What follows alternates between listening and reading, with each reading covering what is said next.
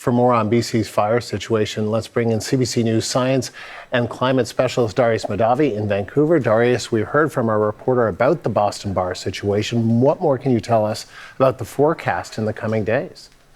Well, unfortunately, Andrew, we do have a lot of heat in the canyon today. As we look to the next few days, temperatures do moderate a little bit, but unfortunately, we're not getting out of the woods entirely. As Troy mentioned there, actually, some of that smoke could actually be a bit of a benefit today to some of the crews there. Take a look at this satellite image. It shows you how that smoke is looking right now in the Fraser Canyon, earlier today in the Fraser Canyon.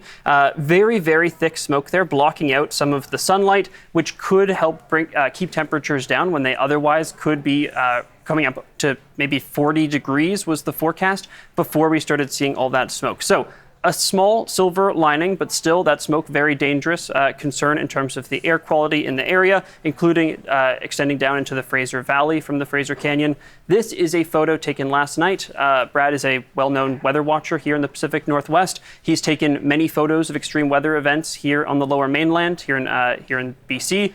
And he says that this is the scariest weather event that he has ever seen. Take a look at this video. This is taken from Coquitlam, so part of Metro Vancouver, over 100 kilometers away from the Fraser Canyon. And just look at that cloud. That's a pyrocumulus cloud. It's when the fire is so intense that it's generating its own weather, generating those clouds for itself. So it's not all smoke, but a good portion of it is as well. So a very dynamic situation, as we heard from Troy. Crews really working to action those fires. And just this hour, actually, I was just able to get it in time. We have a new fire perimeter for the fire. Before now, crews were not able to map the fire accurately enough to release a perimeter publicly. But if you look at the Anderson Creek fire there, that is a very large fire. It has grown extremely quickly over the last even just 12 hours or so. It was discovered at around 5 p.m. last night, likely from a firebrand, so a burning ember coming off the Brunswick Creek fire.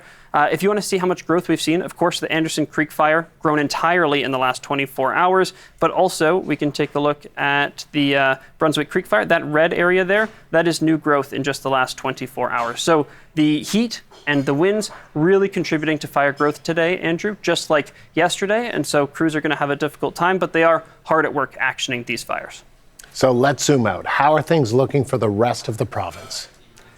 Unfortunately, fire danger remains high for many areas, perhaps even most areas across BC, largely because of that heat. So take a look at this map. It'll show you the temperatures that we're expecting to see in the next couple days across the province, and especially in the south, we are seeing some very, very high temperatures. Sorry, let me adjust the map there above the banner. There we go, 37 degrees today, 39 in Kamloops. The Fraser Canyon, like I said, had the potential to get up to 40, although because of the smoke, we may not quite get there.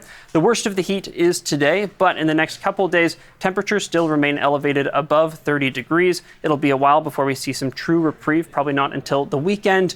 But when we get into the weekend, we are going to see some rain come through the province. It's a very unique setup. It's usually very dry in southern BC, even on the coast throughout the summer, but we have some moisture coming up from remnants of a Pacific hurricane, which could actually allow some relief. So really hoping that pans out, because for right now, as you can see here, all the orange and red on that map, it is a tough time to be fighting fires in British Columbia. Darius, thank you. CBC News science and climate specialist Darius Mahdavi in Vancouver.